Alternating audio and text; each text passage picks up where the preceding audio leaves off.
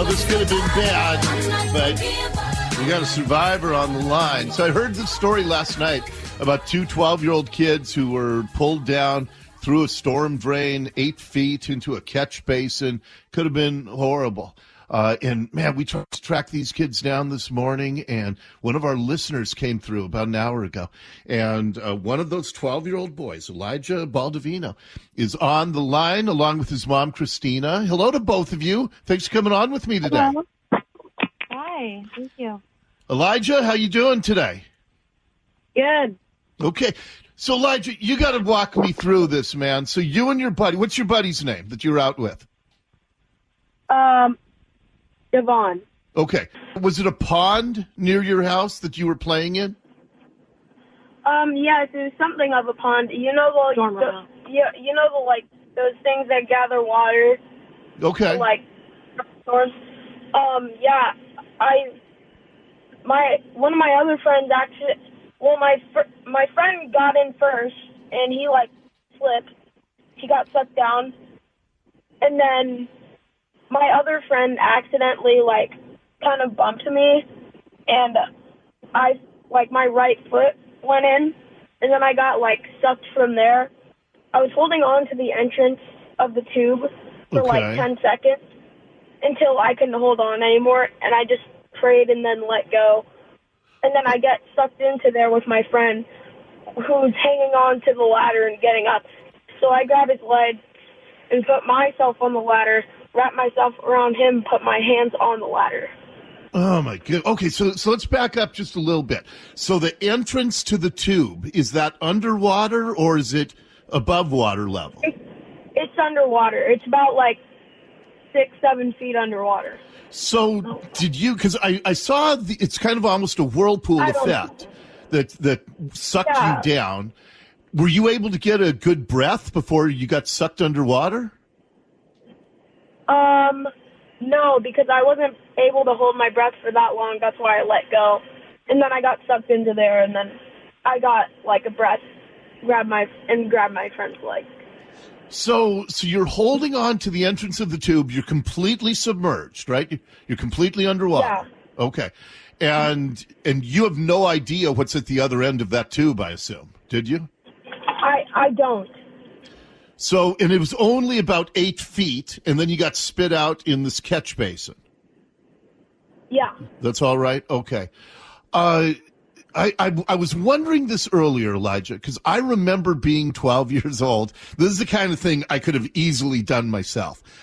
And when you're 12 years old, you think that you are invincible, that you're immortal, that nothing bad's ever going to happen. Did you feel like, this is going to work out? Or did it flash through your mind that this could be really awful? While it was happening? Yeah. I actually thought I was going to die. What's that like? When I was underwater. At age 12, what is that like to have that feeling come into your mind? I was very scared. Scared. I prayed a lot in there, and my friend was too. And when I was holding on to the entrance of that tube, I was literally praying in my head, and the water was passing by me, pulling me, really hard because of the weight of the water and the current. So, were you able to focus? Because I would be terrified. Were you able to focus your mind on prayer at that moment? Yeah, because on that moment, I didn't know if I was gonna live or die. So I was focusing on praying, hoping it was gonna be okay. And when I found the boys, they were both calling out to Jesus. Is that right? So you're a family of great faith, it sounds like. Yeah, we are. Okay, and Christina, when you found out, well, wait, before I get to you, Christina, so you and your buddy, you just started screaming at the top of your lungs because you were trapped in this catch basin, but as I saw it, there's a ladder, so you were able to climb up a couple of rungs so you weren't in the water anymore. Is that right, Elijah? My feet were about 4 inches above the water. And how cold was that water? That must have been frigid. I don't get cold, very often, so to me it felt like it was maybe like 65 degrees. Okay. It didn't feel that cold to me. Okay, got it. And one of the officers who was called, I saw the size of the lid on this catch basin. It's like a gigantic manhole cover. That guy must have had superhuman strength to pull that off so you could get out. Yeah. Christina. It was an apartment manager. It wasn't a cop. Oh, okay. It was somebody else. Okay. I lifted it up. Well, I'm glad you straightened me out on that. Okay, so Christina, how'd you find out what had just happened to Elijah? I was in there in an apartment with my youngest daughter, and my middle daughter came running in, pretty shaken up, and said that the boys got themselves in a situation and need me to call 911 right now. So I grabbed my phone and ran towards the boys and started calling. Did you hear them yelling? So you knew they were okay at that point? Oh, you couldn't? Well, once I got to them, I did, but you couldn't hear anything. It's about 3 minutes away from our apartment. Oh. But once I got over to them, I was, right next to them, but they were inside of it, and I couldn't do anything. It looked like concrete to me. I didn't see a manhole because I was standing lower. So what's going through your mind in those moments when you've heard something horrible's happened and then you hear his voice? But in those moments where of uncertainty, what's going through your mind? The way my daughter made it sound at first, I thought I was going to get down there and find two boys that maybe were already drowned or unreachable. And when I found them, I think I felt that there was a way out. We just needed to get somebody down there who knew how to open the things. But talking to police officers and fire crews down there, what they told me on the other side, if the force had brought them past the thing that they went into and brought them on the other side of it, there was a grate down there that would have kept them underwater and held their bodies so that they wouldn't have been able to be released out the other side. So it's a miracle that they were able to be even sucked up into the thing where they could get into a ladder because the force of the water, I'm surprised that they've stopped there. That's amazing. His shoes were on the other side. Elijah, you guys sent me some pictures, or my producer Nicole some pictures. That's a pretty good bruise you have on your leg there. Yeah, I was really upset about the shoes. I did not like that. What kind of shoes were they, Elijah? They were white Crocs. Crocs? Well, those are easily replaceable, aren't they? Yeah, unfortunately.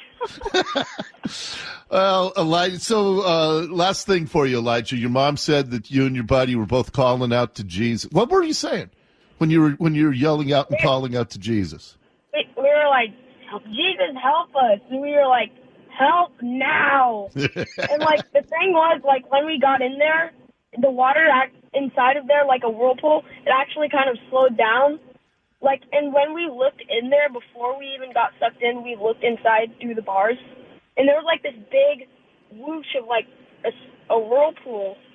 My goodness. Well, you have quite a story. You know the problem, though, Elijah? When you try telling this story, when you go off to college and you tell it to your buddies in college, they're not going to believe you. They're going to think that you're exaggerating, because that's a pretty wild story that you have now. Yeah. It's a great story. I ain't going to college. What's that? I ain't going to college. What are you going to do? What do you want to do? I don't know, trade school. I don't want to go to college. I love hearing that. We need more tradespeople. You can make so much money if you learn a great trade and you don't come away from that with $150,000 in debt.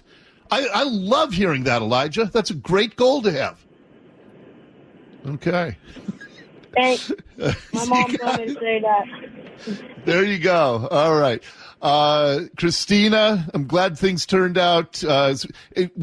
What happened to you, Christina, when you got back to your apartment and got to soak in what had transpired?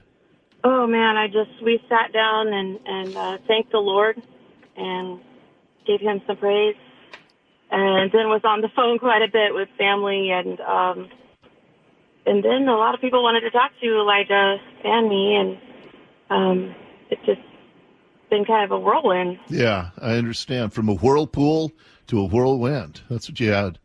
All right. Well, Elijah, I'm glad things are okay, and you sound like a tough kid. I ain't, though. You're not? What do you mean you're not a tough kid? You got to be tough to survive that. I was scared crapless. That's not what tough is all about. We all get scared, but coming through the other end of tough times, that's what makes you tough. You can be scared and tough. There's nothing wrong with that. Mm-hmm. Got it? All right. Hey, nice talking to both of you. Christina, Elijah, thank you. And thanks for coming on, Elijah. You're a great storyteller. Yeah, bye.